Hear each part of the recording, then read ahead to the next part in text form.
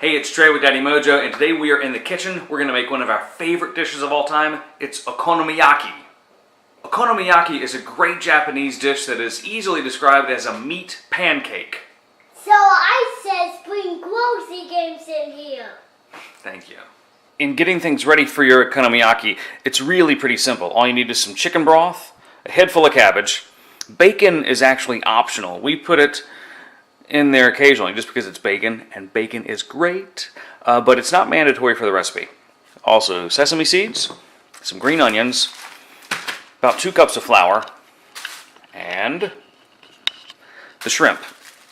These things are optional back here. We'll get to those in 1 minute. That's the finishing touches, as it were. Cutting up the cabbage is probably the most labor-intensive and time-consuming part of the okonomiyaki because you'll need 8 cups of cabbage for this particular mixture.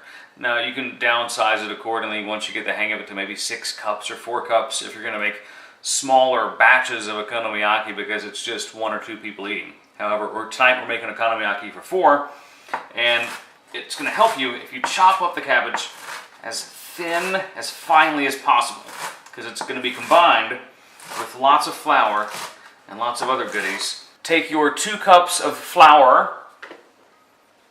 After you put in your chicken broth, put in 4 eggs. Now that our eggs are in there with the flour and the stock, mix it all up. Now that we've made our mixture, we can add stuff to it. Like you can put in scallions. We're going to put in some of these green onions. Preparing the batter is the worst of it. It took about 25-30 minutes to do all that. Now we have to clean up the shrimp. Then we combine everything and make our okonomiyaki. You'll need about 2 cups of shrimp. And as a guide, that's about a pound and 1/8, if you can get that exact. We got a 1.5 pounds. The main 2 parts of the okonomiyaki are now separate. We're going to combine them.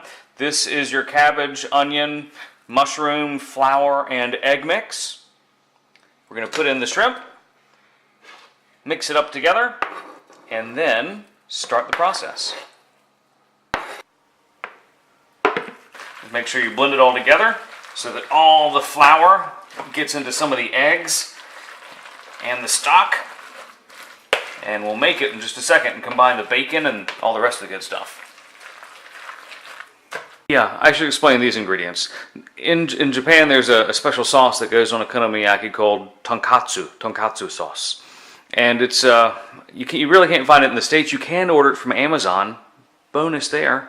So you can find it on Amazon. Your local Asian food store probably won't have it. If they do, it's a magical sauce that tastes something like Worcestershire, Dijon mustard, ketchup, and maybe just a splash of sriracha if you like hot stuff.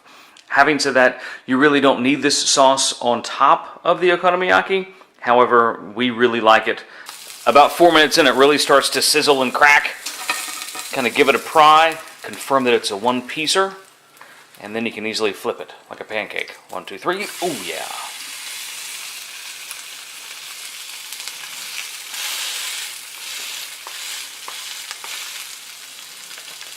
And we'll cook this side for about 4 or 5 minutes again, and then we eat. Once it's done, after about 8 minutes, 4 minutes on each side, you want to take these. These are fish flakes. And you can get fish flakes at any Whole Foods, and any Asian market will have them. And kind of drizzle them on there. And they make this really cool dancing effect when you do that. And it's really magical, especially when you can get it done in a restaurant. And then you get these. Sesame seed, sesame seeds. Sprinkle. And lastly, this tonkatsu sauce. Or again, if you just want to use a simple ketchup mustard mixture. It's so good you really don't need anything. But this tonkatsu sauce really, really finishes the dish quite well.